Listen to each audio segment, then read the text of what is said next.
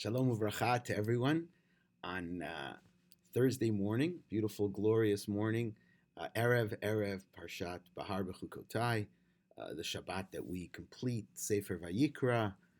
We also complete the almost the fifth week of the Omer, leaving us one, so to speak, or the sixth week of the Omer, leaving us 1 week till Shavuot. A week from this coming Sunday evening. I want to wish everyone well. Thank everyone who came to the Tish last week, which was very meaningful, despite the cold weather. Also, it's just continues to be wonderful to see more and more people coming to shul, whether in the inside minyan or the outside minyan, and then joining for kiddush afterwards. Really encourage everyone who's vaccinated to come back and get involved. And thank God a lot of people are. Thank God that we continue to have groups and safely, and everyone is certainly welcome. So this week is Parshat Behar Behokotai. It's also Parshat Mevarchim, Shabbat Mevarchim, and I wanted to speak about just a very interesting phrase. There's a lot of, in this week's parasha, there's a lot of discussion about returning to the original situation, original status. The Torah talks about that in the Shemitah, the land returns to its, so to speak, primordial status of not being worked in the full way that it's normally worked. In the Yovel, a person returns to their ancestral land and to their family. And the Bible uses that terminology. We return. Later on in Parshat Behar, the Torah talks about if someone was sold as an indentured servant, so there's a responsibility on the relatives to try to redeem that person and let that person return back to their original status economically and socially.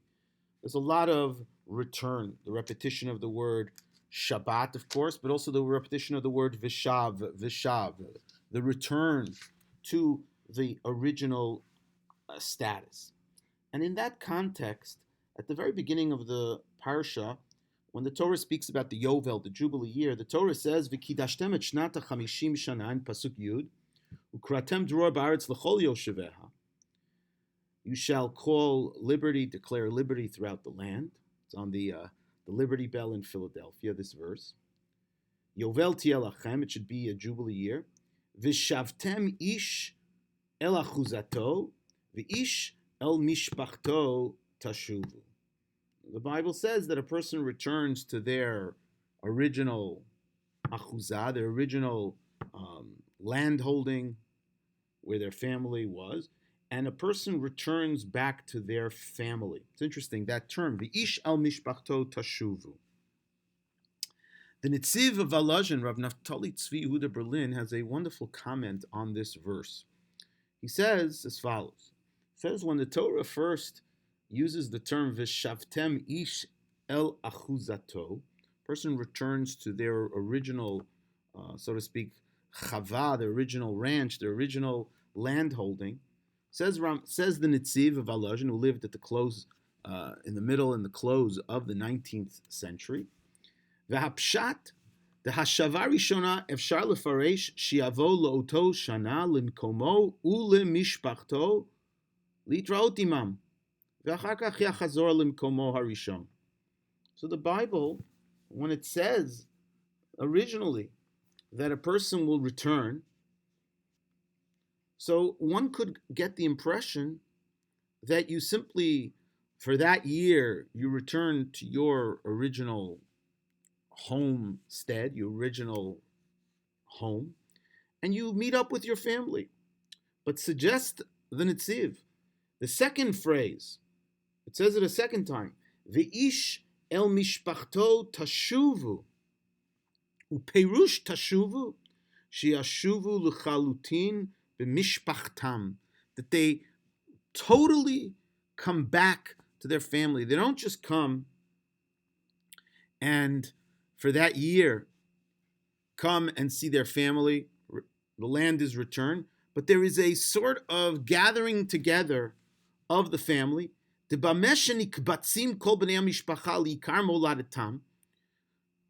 fact that all the family members return back to the original family homestead where they were born and raised,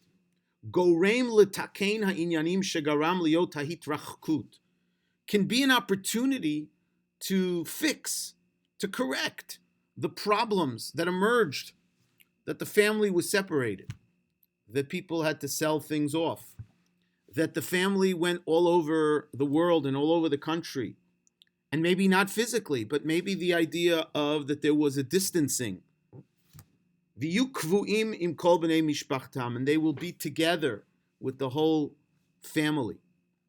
The Netziv envisions this return during the Yovel, where everybody returns to the homestead, not just one person, but the entire family goes back to its original family home and sits and talks and works out whatever alienation, whatever difficulties they had, and tries to come together. Life is very short. Problems come up. People get beroigas at each other. And the Yovel in the Netziv's conception is a time when hopefully the family homestead comes back to the family and everyone comes back for a period of time to interact together, to heal wounds, to understand why they were separated. What caused separation? What caused alienation? What caused friction? What caused tension? What caused pain? And people can come back together. Again, as I mentioned before at the beginning, we are in a period of time when we're starting to come back. And to come back to shul, to come back to seeing things, to come back to friends. And, it's a good opportunity also to think about,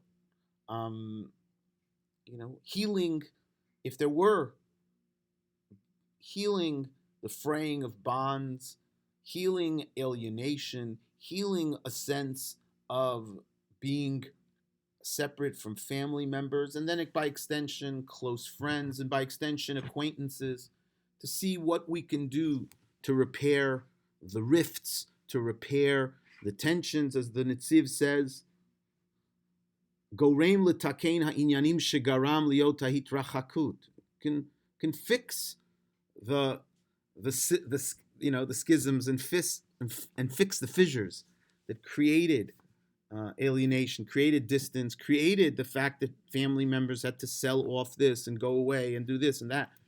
And there's something very beautiful about this vision of what the Yovel can be, what the Jubilee year can be, and what we can kind of take home about return and coming back and trying to fix and recognize where we made mistakes and where we alienated family and friends, and then we can return. V'shavu ish el achuzato, v'ish el mishpachto tashuvu.